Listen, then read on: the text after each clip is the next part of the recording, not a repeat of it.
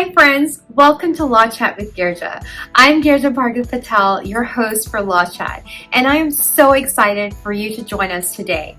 I have some amazing guests on Law Chat, and they're here to share their experiences and entrepreneurial journey with us, and through their storytelling, mentorship with us, because that is the whole point. We are all entrepreneurs and we're all on a journey, and learning from one another is the best way for us to move forward in our journey as well. And I have amazing guests who are so willing and ready to share their stories with us, their challenges and their victories and their achievements, and also their mindset. I just can't wait to share that with you, and I also just can't wait to have that conversation with them. It's such a privilege to have each and every one of them here with us today, and also it's such a privilege to have you listening in and tuning in. So let's dive in to Law Chat with Girija. Hi friends, welcome to Law Chat. What does a photographer, coach, Disney cast member, master's degree in counseling and instruction, speaker, strength finder expert, and coach have in common? One name, Laura Foote. She does it all, and she's absolutely amazing. I had a chance to learn from her in one of my mastermind retreats for Creative at Heart. She came in and shared about the Strengths Finder. I got so much insight about myself, my business, and every other role I play in my life, and I had to have her on our show.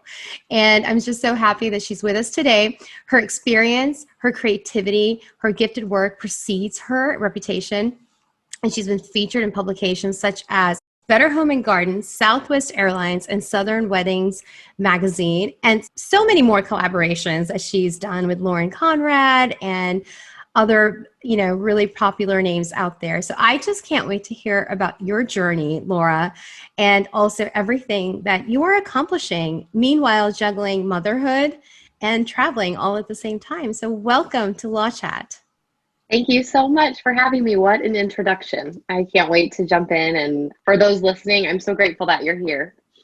Yes, absolutely. Thank you for tuning in, everyone. So Laura, Law Chat is mentorship through storytelling. Essentially, that's what I keep saying, because I feel like there's so many entrepreneurs out there, especially women, and we're really struggling with a lot of the same common issues.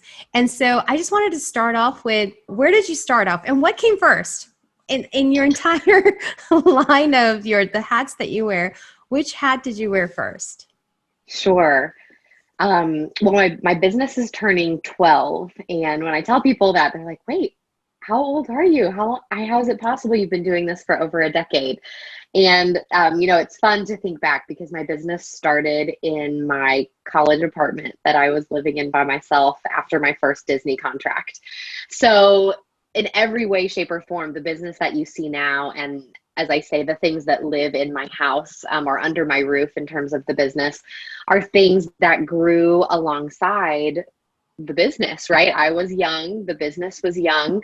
I was in school at the time. And so it just came natural for me to kind of pursue these things at once. And when I was doing that, when I was pursuing a career and multiple degrees and other career paths as well, alongside my business, all I kept seeing was dovetails and spaces where the nonprofit work I was doing wasn't separate from the photography work I was doing, or from the way I wanted to work with people in my business. And so it's very much kind of a step-by-step looking at the last 12 years as everything kind of coming together. And I feel like that's a story that's not told very often.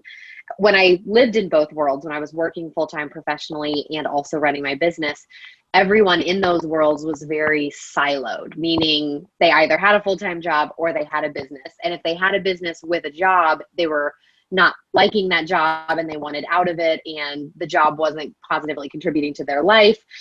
And so I felt kind of like the odd man out a lot. Like, gosh, I really love the schooling I've done. I really love the training that I've had the opportunity to pursue. I love the careers that I've had, and I love this business. And when you love all those things and you're open to learning from all of them, I feel like they shape themselves. And I wish more people kind of had that perspective. I actually think this last year maybe has done that, of like, wow, when I get everything out on the table and when I really have to look at my gifts and the things I like and the goals I have in this life, they don't have to be just this one thing. And so I don't really know what came first to answer your question, but I think there's a lot of intertwining in my story.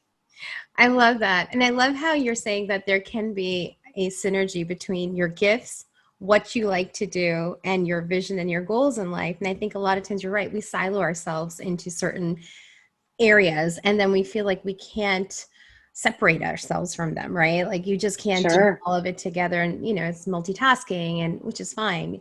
But I love how you're saying that they were so intertwined, and that's a very common theme that I've actually had with most of my guests, is that they have absolutely been saying that every experience that they've had has led up to the next experience. So nothing that they've done in the past was useless. It actually served them for the next, season of their life or the next step of their life. And I think that's a very important thing, because a lot of times we might be sitting in a time where we're just not happy. And that might have been the quarantine 2020 for a lot of people, and it still might continue. But I do want to encourage those that are listening that if you are in a place that you may not be happy, there is a light at the end of that tunnel, and you just have to keep moving forward and pursuing your dream and really searching for what is bringing that joy and bringing the happiness, and letting go of the things that are not serving you anymore. And so I feel like being a Disney cast member is, I would love to do that. I don't think I'm equipped to do it, but I would love to do it. So you were a Disney cast member as you were starting your photography business, or you were doing that in tandem? So I initially did a college internship with the company. I went to a state school, and so it was a larger institution, but it was in a small town. And I'd like to say, like, I'm a big city girl. I have a big city heart. I've traveled a lot since I was a kid, but I'm the oldest of three, and there were just things happening in life when I went to college that really influenced me to stay closer to home. So here I am in this small town with these big dreams, and I just knew inherently that any, networking and any opportunity to work for a company that everyone knows would open doors more than my institution, more than the state and the small town that I was coming out of would do. So I started with an internship there, and then I have a performing background, like a musical theater performing background. And so I told myself while I was there, I am not going to an audition. It's kind of a thing when you work for Disney that you just go at some point to an audition just to say you went. There are these huge casting calls with hundreds of people. They teach you a couple of dance moves. You have fun. You take pictures with your friends, and then you get out. Well, I accidentally ended up at a dance call one day. Basically, like, the bus didn't come to take me to work, and the friends who had a car, one of those stories where it's like, how did I end up here? And 8 hours later, after, I don't even know, 8 rounds of auditions or something crazy, I was cast into entertainment as friends with one of the princesses. So then I had the opportunity to come back on a professional contract. I was still in college, but I was not a college intern for that contract. So I came back for a summer before my senior year. And then when I graduated, it was the thick of the recession. I graduated in 2010 from college, and so super difficult to find a job. And so I had an offer to go back to Disney and to do, they called them professional internships. It was kind of like the step before you could go into a full-time role versus staying. And that was a really hard decision. I ended up staying. Definitely some regret there, but grateful that I got to do 2 full contracts with the company.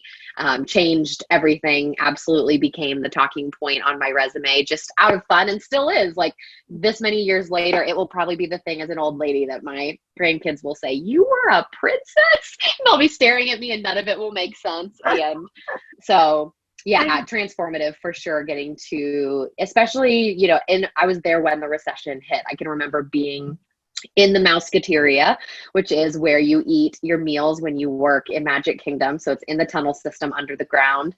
And I can remember sitting there, and, this is 2008, 2009. So they've got like TVs up on the wall. Yeah, our phones did not work in the tunnels back then. They probably still don't. It's very bunker-esque. And, we're all sitting and we watched the stock market totally plummet, from the Musketeer. And it was a moment I'll never forget, because here I am at one of the most powerful, working for one of the most powerful companies in the world. And yet the whole world was going to be affected by this. And, I'm 21 years old trying to figure out what this is all going to look like. And so being a part of the company as they navigated that, just lots of lessons that took me right into my professional career and business.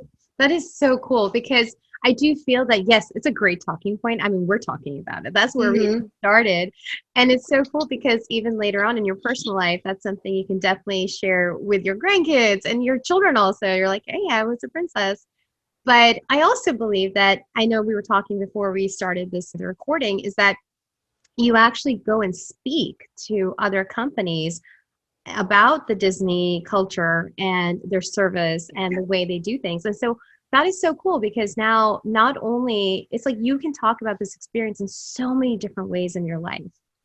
And I want to get to that also, and how you use this experience and now you're talking to other companies about that, and maybe even share with us some of the tips on customer service. Sure. But from there, like, you started your wedding photography business, and then where did that take you from there? So what were the next steps that you took in your journey? Sure. So when I started my photography business, my bachelor's degree is in family studies, human services, with an emphasis in marriage and family therapy. So very people focused, and knew that there were going to be opportunities. Obviously, there's tons of jobs related to helping people, but to tie in my strengths finder piece of this, I actually have no relationship building strengths in my top 5. So here I am, a female in a very female based program where everyone wants to help everyone. And I absolutely have that heart, but I'm very high in strategic thinking and high achieving profile. And so I wanted to get things done. And what was happening, in terms of working with people, is like, there's a lot of just kind of getting stuck in the mud. With nonprofit work and counseling work. I mean, it can just be really challenging from a patient standpoint. So I started my business as a way to just continue getting to connect with people and stories that existed outside of my scope of reference. If you think about when you were 21 years old, your world is actually really small. You think it's huge, but I don't know. For me, at least at 21, it was like, I didn't see kids unless I went to the grocery store. I saw family when I came home, but otherwise I was in a world of people basically within 4 years of me. And none of us had that much going on, like it's like school, spring break, internship, searching. And that's not to minimize those things, but I, at that age, recognized I am pursuing a professional career in something that is the spectrum of humans, and I am young and have very little experience. So maybe the camera is a way that I can get some experience with people that are going through different life stages that normally I wouldn't interact with. I mean, I can remember doing a maternity shoot in the dead of winter, so cold. And it was like 2 sisters who were both pregnant at the same time. I thought they were like so old at the time. They were probably like 26 or 27, but they came to my college apartment and I like staged their session because I didn't have a studio. Anyway, looking back, I'm like, I remember how awkward I felt because I had never really been around someone who was expecting, and like, I didn't know how to pose. Anyway, my point is, the camera really was the conduit to open that door to people. And I didn't do weddings right off the bat because I have a high achieving strategic thinking profile. And so I like to make sure I like to make sure ducks are in a row. I feel like I owe people the most legitimate experience possible. And I knew that that wasn't possible if I just picked up a camera and said that I could do it. So that's why I think the business didn't grow slowly, but to me, I didn't recognize the momentum behind what I was building until probably year 3 or 4, when my then husband, we had finally gotten married at that point, and he's like, there's a lot of people that want to be hiring you. Like, this is not just like a Friday and Saturday night gig, you've really built something here, and your name is getting passed along a lot. You're not even having to market. So yeah, it definitely took me time. Most of the people that I talk to that are entrepreneurs are like, I knew I wanted to run my own business. I knew I wanted to call the shots. I was willing to go do anything. And that was not me. That freaked me out a lot. So it took me, I think it was year 6 into 7 that I took the business full time. So if that tells you anything about how long I ran it, alongside getting a master's degree, moving halfway across the country, pursuing a professional faculty member position. I mean, my career just kept growing. The business kept growing, and I just thought that's how it would always be. And I had always managed it that way. So, well, I think, a lot of times ignorance can be such a bliss, just kind of doing your thing. But you were doing what was coming to you, like, in the sense it was falling into your lap. And it was very organically growing. And I think that's also, there's so much beauty behind that and wisdom behind that too. Like not fighting that all the time and just kind of going with the flow, even with the ups and downs, because the ups and downs is what gets you ready for the next level. So this is refining you. It's getting you ready. Yeah. I hate to interrupt this awesome conversation, but I have to stop and talk with you about the number one thing I'm asked about by entrepreneurs: contracts. They're vital to any business relationship and to protect your business. But I also know that entrepreneurs, especially when you're starting up, money is tight. But I would never want you to compromise on a strong legal foundation. So enter yourcontractbuddy.com, a website created by me with contract templates created and drafted by me and fellow industry partners. They're ready to use and easy to plug in immediately. And they are not restricted to any specific state. YourContractBuddy.com is sponsoring this episode, and you and your listener can get 10% off right now with code LAWCHAT. Yes, you heard me right. 10% off right now with code LAWCHAT. And now back to our awesome conversation. So you said that you were doing, did you get the faculty position also in addition to Yeah, so the 2-second career trajectory was finish the bachelor's degree, work for a nonprofit, work professionally for higher education, move halfway across the country to pursue a master's degree focused on a blend of counseling and higher education. I worked professionally while getting that master's degree, which was not normal. I was in a cohort model where usually you are just like in class and then you have kind of like a part-time job. But because I had professional experience behind me, they moved me full-time while I was full-time grad school, and yet I graduated on time with everyone else, and PhD classes under my belt too. So again, just like that is, and I say that not to pat myself on the back. I'm sure your story with law school and all of your professional pursuits is very similar, of just when I'm hungry for something, I'm hungry, and I'm absolutely a learner. So when you get me into an academic setting and tell me I can pick from classes and I can take PhD level classes and I can take classes after I work a full day, I'm going to do it. And so that's what I did. And that was probably, I learned maybe the most in that season, because there was a crossroads there where I had moved my business halfway across the country. I was in graduate school. I was working professionally all at the same time. Wow. And for 6 months of that. At the time also? So I did not have kids. My husband we were also long distance for 6 months of that, trying to manage that whole piece. So certainly a lot going on professionally and personally. So it seems there's a lot going on, and it seems that, obviously there were challenges when you were doing that, and a lot of maybe decision-making back and forth that was going on too. So what were some of the big challenges that came your way, and how did you overcome them?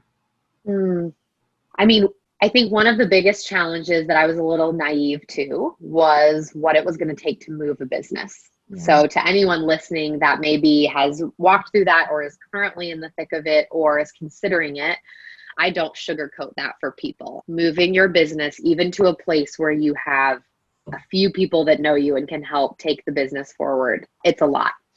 And I was not prepared for it to take a year to a year and a half to get back to the sort of traction and volume that I'd been at before. What's funny about it is I was moving for graduate school, right? So again, the business is always kind of the sidecar. And yet 6 months in, I'm like devastated that in Tampa, I'm such a small fish in a big pond, because I came from Kansas City to Tampa, and I think everyone around me was like, you're talented. People will find you. Like, this isn't your main deal. Like, you moved there to go to graduate school and pursue a career, and you're doing those things. So give yourself some credit and let this kind of work itself out. So that was definitely a challenge. I did a full rebrand. I flew to Florida and I did some sessions and a wedding to make sure my portfolio was relevant and, that I'd already made connections down there. I thought I had done everything right. And looking back, I wouldn't tell her, don't waste your time on that. I think that was still a good use of time, but I was just certainly naive to what it was going to take. And then I think for better or for worse, for anyone listening that's been in a full-time role and then is considering taking a business full-time, I mean, I can't tell you the amount of sleep I lost over things like my 401k, my health insurance. Like, how do people do this? How do single owner LLCs step out of a world where someone is taking care of that for you and do it themselves? I mean, at the end of the day, that kept me awake for like the better part of a year. So I think, again, and then I look at people that just leap and just do it, and I'm like, I'm so inspired by you, but that is not my story. Yeah. Well, I feel like, you think it's not your story, but I think you've taken lots of leaps. It might have been a thoughtful leap, a very deliberate leap. Yes. There were leaps that happen. And of course, like I said earlier, ignorance is a bliss, being naive also. And so you don't know what comes with that leap. And so when you had those challenges, what were some of the things that you had to do, if you can remember, the mindsets or actions that you had to take in order to say it's going to be fine? And then you were fine, obviously. Even like your 401k, did you just let it go and you're like, it's going to be fine, I'm just going to hope for the best? Yeah. I mean, I think I've embraced that mentality more now. I can't say in my mid-20s, as that particular crossroads of moving and transitioning all of these things was happening, that I was there. I think I was like very much clenching tight to things and feeling I have responsibility in my top 5 strengths. And that strength indicates that, like, if you say you're going to do it, you're going to do it. And like, even if you didn't say you were going to do it, but you thought about it, you're still going to do it. I mean, it's a very committal strength, but it can put a lot of unnecessary and unrealistic pressure on a person. And I did not have control of that in my mid-20s like I do now. So yeah, I mean, I think looking back, one of the most influential things I can remember, my business bank account, I think, was down to like $600. And I was not sure, there were so many questions. I was like, I don't know how to navigate this market. I didn't think it would be this hard. We do need the income. I do love this work, kind of put everything into question. And so anyway, I used half of those funds. I think it was $350 for a private in-person coaching session with a photographer in Tampa that I really thought very highly of and I knew I could trust. I remember thinking, this is so painful to pay basically like what's left, it felt like, in my bank account to her. And that person, for anyone listening, is Shay Cochran. She created the Social Squares empire, as I call it. She's now, a dear friend, but we joke that like, I sat with her that day and we ironed out a senior high school portrait business. Wow. And I have probably done like 5 senior portraits in the entirety of my 12-year career. So would I look back and say that that's a loss? No, actually, Shay is the reason that doors opened for some of the publications you were mentioning earlier. And, and that relationship in general is one that I value and have valued over the years. But I think, it's hard at a moment where you feel like you maybe not rock bottom, but you're not in a great place to want to invest in yourself. But at the end of the day, everyone around you can believe in you, but until you believe in you, it really doesn't matter. And that, I think, looking back, that's what I see that I couldn't see then, is how many people were around me knowing that I could do this. And yet I was the one that's like, but what about this? But what about this? But what about this? And I had trouble seeing the possibility. And then I look at that investment and taking what was left in my bank account and having this coaching session that literally built something that never ran. Not even for one session did it run. And yet so much came out of that. Yeah. I love that. I follow Shay on Instagram, and actually your husband, Graham, was on the podcast as well. Awesome. I know. And it's just, he's amazing and she's amazing. And so they're an amazing couple. Yes, they're a power couple for they're sure. A power couple. And so much knowledge they share and spread and just give so many blessings to everybody around them. And I think that's just they're very generous. Right. And I feel like even with you, how you said that it didn't go anywhere, but you learned skills, even though that one particular, business model did not work, but I'm sure you applied that to other things. And I'm sure that getting that 350 went so much further than you thought it was going to go. Because I agree with you. Sometimes it's so hard to invest in ourselves, especially when we are, really struggling with the money situation. And you're just like, gosh, does this even make sense? But if you can work it out in such a way where you're not paying up front, but you're going to pay, and, it's so worth it. It's so worth it. Well, and it was not the first, but it was like, it really brought home that I needed to be intentional about the people that I was trying to connect in the industry. Like that I needed to be able to identify them. And then if I needed to attend those conferences, et cetera, that I get myself there. And that's a big piece of advice that I always share with people is get FaceTime with people. It doesn't matter how much they've interacted with you online or how long they followed you on Instagram. I mean, that happens to me all the time. People that have followed me for years, and then I have a chance to do a 30-minute call, or I show up in a training or whatever. And it's like that 30 minutes after years of following me. And I try to really just show up as me.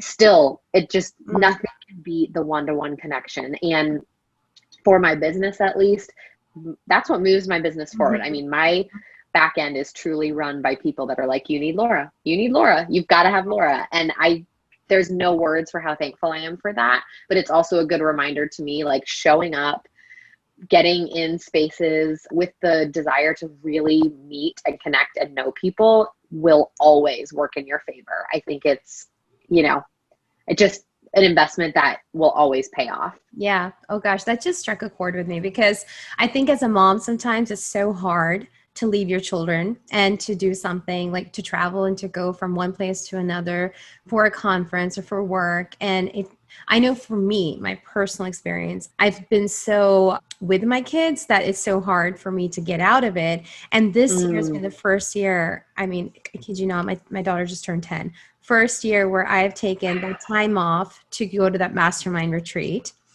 And even it was like, 3 days. And I was just like, oh, like it was wonderful. But at the same time, I was like, gosh, like, and I know I know my kids are in great hands here. It's not even like, sure. Like, yeah.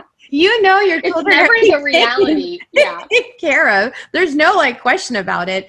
And now I'm actually going for a conference later in July, Creative at Heart one. And again, it's like, Monday through Friday, I'm just like, wow, I've never done that before. And what you just said just kind of reinforced that it's okay if you don't invest in yourself. Where are you going to go? And I cannot emphasize enough also how one-on-one makes such a difference. Even if it's just picking up a Zoom call and meeting somebody for 15 minutes and saying hi to them and having a coffee or something. I love those, because as a CEO, as a leader of your company, that's how you're bringing in connections. That's how you're bringing in the revenue. Because honestly, I'm really over social media. Not that I don't indulge in it, but I'm really over it. Sure. And there's only so much that people can see, and they can want to aspire to be the life that you're showing. But then really to have that actual conversion of even friendship, you have to have that one-on-one, not just a client relationship. It's just even a friendship, right? Like, sure. So and you think about people, again, that's the benefit too, I feel like, of having a corporate and academic professional background is like, I saw what it was to be on a successful work team, and successful work teams go to conferences, and successful work teams go to meetings, and they work, they have evening projects, and like they have these things that it just requires of them. And then we get into the entrepreneurship space. And especially at the time that I went full time, it was very like, everything's pretty. I work 4 hours a week. Like, I don't know. I was like, I'm willing to work hard, and I'm absolutely willing to put the time in to have lunch, go to conferences, like be in these spaces where I meet with people. And it's just taken so much footwork out of my business. I feel like whenever someone needs a referral, I have one, and it's a person that I literally know, not just a name that I've heard of. And I think it's the same for me. And so when you think about 4 to 5 days gone from your family, but then the work that could just flow out of that naturally, that you're not going to have to chase and pursue and market for, and et cetera, those 4 to 5 days, I mean, my gosh, not just on a personal level, but on a professional level will be so valuable. Yeah. Oh my gosh. So much wisdom. I completely agree with you. And the perspective that you've just given is just so on point. I love it. And so now actually kind of talking about that, the corporate, what the successful corporations do and the culture. And I know that you worked with Disney, and I think Disney is considered to be one of the best companies on sales and customer service. Forget sales, customer service. And if you've ever experienced anything of Disney, customer service is fantastic. So what are some tips that you can give to us about customer service in our business? My big piece of advice and my takeaway from the company that I really talk about when I'm doing keynote addresses is removing the overwhelm of the customer service experience. And what I mean by that is it's very easy to get to a place where we believe, okay, I have to have this person on my team. I have to have this process in place. I have to have this gift ready. I have to have all these things as I look at my client pipeline to make sure that I am just exceeding and creating magic. And one of my biggest takeaways from working for the company was actually that you have what you need right within you. And sometimes what people are looking for most is whatever that is, because it's only yours. So it has a unique value proposition right off the bat. It often costs not very much and yet makes a big impact, because at the end of the day, people want to be seen, right? People want to be understood and seen. They want to know they matter, even in context of, a sort of pipeline client experience, whatever that is, whether that's service-based or product-based. So I always encourage people, take your ideal client and your ideal product or service and write your pipeline down of what that looks like right now, what they can expect at every point in their journey with you. Mm-hmm. And then look at it. What are the parts that are really taking energy or money or other things, like where's the drain suck, where when we look at that pipeline, there's a hole and water is just like pouring through it. Where's a piece where maybe you need to add a pipe in, right? Like where, oh gosh, I do great at the beginning, and then by the end, they kind of just, it falls off. That happens a lot. Mm-hmm. So really just assessing your pipeline and trying to bring your pieces to the table to say, what do I have that can kind of reorder what's happening here? Or how can I address the deficits or the things that just are not working great, mm-hmm. or maybe are working great on the client end, but gosh, on the back end, it's a lot to pull that off. Mm-hmm. I was just talking with a wedding pro today just about his inquiry process, because he's spending a ton of time on the phone. He wants a really customized experience for his clients. And that absolutely resonates with me. That was one of my things at Disney. When I hit the floor at the Bippity Boppity Boutique every morning at 7 a.m. to do little princess transformations all day, Laura, literally couldn't work a 12-hour shift just doing the same thing and saying the same story. I don't even know what that would have been like, but it wouldn't have worked for my personality. But I had to then create a script, if you will, for the castle and the surrounding elements of the boutique to try to kind of then talk to the kids in my chair and get to know who they were, and it just took a few questions to get to know what they liked, and you knew how old they were, so you kind of had a sense of what stories would play out well based on their age. And then I could pick and choose and use. And all day I felt like, no, today I talked to Ariana and Brandon and Keely. I didn't just go to work and do hair, and come home covered in glitter. And so I feel like it's that way in our business, right? Like we've got to do the hair and we've got to cover them in glitter. But if you value coming home feeling like a person's name, then you've got to have a system in place. And so anyway, this photographer that I was talking with today, he's like, I'm getting on the phone as soon as I get an inquiry, and I'm taking the time to create these beautiful custom PDFs, and I feel really great about what I'm offering. And then 2 days later, they book someone else.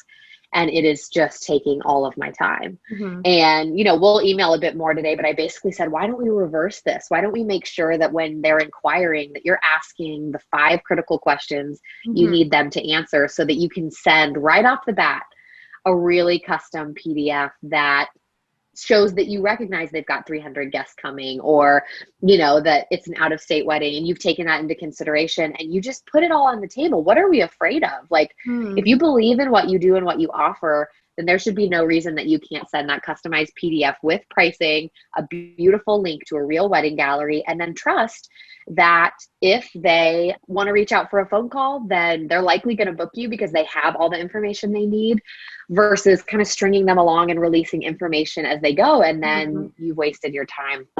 So I think, recognizing in that case, sometimes it's just the reorder of how we do things, and what makes our life easier and values our time, but also does that for our clients, is usually double thumbs up on the customer service side of things. Yeah. Yeah. What great advice. I think because I know with Disney and even Universal, they just already preempt issues and they fix it for you. So even before it could be a problem, it's not a problem anymore, but it's resolved and you're experiencing the solutions, and it's just amazing.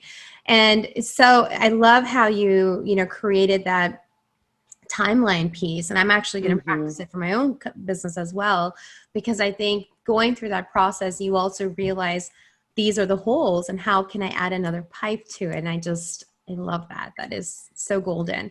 And I love the way you actually explain things, because when we met initially, it was at the retreat and you had come and talked to us about the strength finders. And it was so life-changing for me, because all my strengths, like I have one, and I think it's executing, which is achiever, right? The achiever is there. And then everything else sits in the strategic box. And it's so funny, because I think when you were talking earlier about responsibility, I'm like, oh my gosh, I have that. It must probably be one of my other top 10, not the top 5. But tell me a little bit more about the Strength Finder and why it's so important for people to actually do these type of exercises in their business. The Strength Finder inventory is a talent-based inventory that was developed by Gallup. So a lot of times people are familiar with that company, and it was developed 30 years ago. So tons of research behind it, millions of teams worldwide, from kids all the way through adulthood have used this. And it's a way of looking at kind of 34 talents that all of us carry as humans, but then where are our top functional talents? Just when we look at how we naturally approach this world, what are they? And then where do they fall kind of organizationally within 4 domains?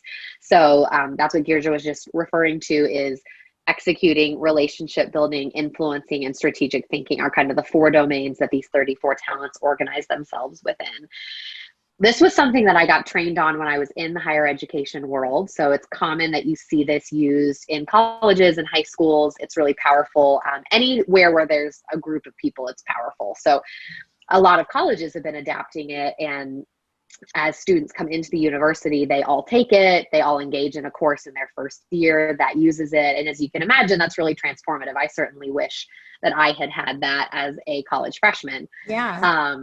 And so I got trained extensively to teach it at the college level and to implement it in our university. And then again, the business is running alongside. And I realized, gosh, entrepreneurs need this. The corporate world needs this. And I kind of was mixing my Disney in. And then, as my life continued to evolve and my career continued to evolve, I don't necessarily specialize in women entrepreneurs but I do feel like there's a special conversation there, especially when you're a woman with a professional career at a business and you're a mom. There's just a lot of pieces at play. And what we know about the inventory is that life kind of pressure cooks our strengths in terms of what's showing up in our results. But the chances of moving something from 32 or 30 up to your top 10 is 1 in a million, basically what the research says, that they've studied. If you tell someone this is not your strongest talent area, you can certainly make them better at it, but they'll never achieve an outcome at the level of what happens when they're able to invest in a top talent area. And as entrepreneurs, we get to pick and choose more than anyone else. We get to say, I'm outsourcing this, or I'm going to do this differently because I don't like this process or this piece of what I need to do here. And so I love helping people. Again, it's very much my theme of reframing what you already have and not telling you need more, or I don't know. I think that's very much a narrative we believe, well, this isn't happening, so I need X, Y, or Z that I don't currently have. But a lot of times it's just a mindset shift of what if we approach this differently? And what if we used only your talents to look at this specific thing? And a lot of times what's happening is we're just doing something because that's how other people did it, or because we think it's what people expect, or we think it's what'll make the money. And so getting into a space of like, I'm going to do things from, from this place of talent, because I know that that's my unique value proposition. I know I'm going to get a lot of energy out of it. And I know it's going to be the best quality product that I can produce. Mm-hmm, mm-hmm. I think it was just so helpful because you also realize, like how you said, that this is my strength. And so I was able to better communicate with my team also, because I think sometimes there's a gap of communication then, because when you have a certain strength and you just kind of keep going with it, you think everybody else has that. And so it was so eye-opening because you realize, okay, not everybody has the strength that you have. Yeah. And so it was eye-opening on the inventory level. It was eye-opening on how to communicate and interact with others. And I just found it so helpful. And I also, while you were talking, I'm like, gosh, I just need to have her come back and just have a conversation about strength finders also. And like, yes, really, because I don't think people realize how important it is. And you did such a great job in explaining it, breaking it down, and then telling us how to apply it in our lives. And that was just golden. And I can't, I just gush about it all the time with everybody. I'm like, oh, it was just amazing. I had such a great experience. So helpful. And so I'm just, it was just really, really helpful. And I know that, you're right, because we're always balancing, especially as moms. And I know you're constantly balancing. And we were talking about that earlier as well, balancing between your travel, your business, motherhood, and then being a wife and managing your home. So what are some of if you have any tips or advice on that? I mean, I think for me, strengths really helped inform, and I talk about this a lot with clients. It helped me have language to talk about how I was going to approach those things instead of feeling like I had to fit into like a mold that someone had created for me. And that's hard, right? We don't like to talk about ourselves and how we want to do things or how we see things, especially as women, let alone saying like, this is going to be the best way to do this. I just feel like a lot of times we have more of like a meek and mild narrative that's given to us of like, be sacrificial and, like, don't be the strongest personality in the room. And so strengths, I think, really helps with language that's like, no, this is how I'm built and this is how I do approach things. And so how can we talk about, this intersection of life and business in a way that helps with that? And if you're listening, the inventory is available to the public through Gallup. I do think it's difficult to process on your own. So it's challenging in that way. It's not something that usually I would recommend someone take and then read the materials they get you and try to make sense of. But I just do want people to know that it is available to the public, and there are books and things on different topics that help apply them. So yeah, for me, I mean, a big piece of my story is that my husband and I have been in each other's lives since we were 14. And so we're unique in that we have literally grown up together. And we have walked a lot of life that people our age and stage have not walked. And I think it just transforms your priorities as a family and how you support each other. He is a professional actor and a theater teacher. So he lives in the 9-to-5, but also very much has creative pursuits and always has. And so, yeah, when people look at my travel schedule, we have 2 little girls who are currently 4 and 1. And I'm on an airplane, every 4 to 6 weeks for a period of days, and just on repeat into next year. That is the rhythm. And I have people all the time that are like, I don't know how you do it. Like, I don't know why you do it, And again, when I come back to my strength areas, and Girija and I were chatting with this before the recording started, like, again, I started a business for people. I started a business with the hopes that my camera would bring me into the lives and experiences of people that I wouldn't get to meet otherwise. And that is still my core. And so to me, I was on a consult call last night with a couple, and they're in Philly and I'm in Kansas City, and their wedding's going to be in Florida. And I told them, my motto is, I want to know and love your life and about where you are. And I want you to do the same for me. And then we'll meet up when we're supposed to meet up, like, when your event is, or when you're, that's kind of like my motto. And my clients really get on board with that. Like, they're also looking for the right person and not just a person who lives in a certain place and offers a certain service. So with that, I think, I limit what I do. I think about my weekend this weekend, and I have an extended family portrait session of like this really cool reunion post COVID where baby cousins are meeting each other for the first time. And it's this like really special thing. And I have a wedding, and I have a strengths training for a team of 5 next Tuesday. And all those things for me can exist in a period of 5 days and have the time and space that they need. But I think that's because I'm really intentional with my time. Again, the strategic thinker in me is like, I'm highly organized in that way. And yet it allows me to be laid back because my personality has really chilled out. Yes. I feel like, especially since having kids, we actually, not to get into this, but we fostered teenagers before we had our own kids. And if you want to ever like learn anything about being chill, foster teenagers at any point in your life. But it just totally undid like all of my, expectations, and all the things that I thought, a lot of it just melted away. And it kind of became like, all right, day to day, what are the glass balls versus plastic balls, if you will? Yeah. So yeah, to anyone listening, I mean, I feel like just trusting your gut and giving yourself the space to say like, this is the life that I want for myself and for my family. And this is the business that I want. And where are my supports, and how can I voice what this is going to look like? Has been really empowering for me. Mm-hmm. Mm-hmm. Gosh, so much good advice coming out of there. And I also feel like I'm also very intentional with my time. And so I've become better at it over the years, and especially when I have so many things on my table. And so now I'm very chill, and I've become so much better at doing what I'm doing at the moment, rather than thinking about all the other things that I need to get done. Because I've realized that no, you placed a time and period for everything. So it's okay. Yeah. It's okay not to stress about what's going to happen tomorrow or next week. Yes. And being in the moment at the time. So just love everything that you have shared with us today. And so, before we end, there's a couple things I always like to ask. What is your anchor in life? What is the thing that holds you steady when things are just when your feathers are getting really ruffled, or you're feeling really uneasy? I mean, I think there's 3 things. One, it doesn't take long for me to just look at the people and the stories around me and to feel very grounded that there is meaningful work and relationship happening here, and that matters more than anything that I could ever produce. My marriage, again, just such a stronghold. And then just my faith in God, definitely the person I turn to.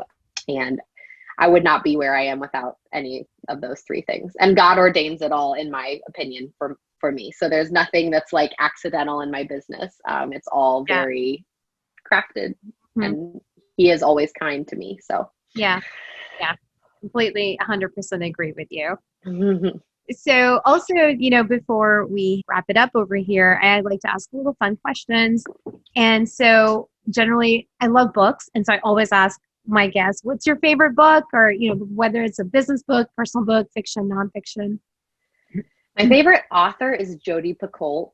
So like anything she's written, she wrote My Sister's Keeper, which I feel like people know because it's a movie, The Pact. Anyway, I mean, I just love her stuff. That if I could get lost in a book. I also have an odd affinity for anything that's like West Virginia midwife, like early 1900s. It's odd, but there's like a whole genre of things that are that, and then Amish stories. So don't look at my public library account, but that's like what I check out from there. That is so funny, Amish story. Oh yeah. That's been a whole thing for a long time, and my family, they're like just used to it now. They're like, that okay. Is so funny. Oh my gosh. So for the listeners out there, how can they connect with you? How can they reach out and say hi? Yeah, of course. And I would love that. So Instagram is a great spot. I try to just show up and be me, especially on stories. So at Laura Foote, Foote is my last name on Instagram, and same laurafoote.com, and then laura@laurafoote.com is my email. And if you email me, you will hear back from me. There is no like Wizard of Oz-ish happening over here. I'm not that cool. So whenever people reach out and want to chat more, you will absolutely get in touch with me, and I'd love that. Wonderful. Well, I'll put everything in the show notes so Great. People can connect with you, and also your Amish books. No, I'm joking. Yeah, I have a whole list of suggestions. So if that tickles your fancy, definitely reach out because we should be friends. Well, I've enjoyed so much talking to you today. I have learned so much, and the perspectives that you have offered have been unparalleled. So thank you for that. Thank you for having me. Thank you so much for joining Law Chat with Girija. I love these kind of stories and conversations where we can be real, honest, and open, and having fun at the same time. I hope you are inspired and motivated to keep doing the amazing work you are doing. If this is something that gave you all those feels and then some, truly motivated and inspired for you, you can show your love in all or one of these ways. Be sure to give this video a thumbs up, subscribe, and share this video with your community and tell them about it, or share with somebody that can benefit from it. I look forward to seeing you next time on another episode of Law Chat, and until then, keep moving forward. Bye.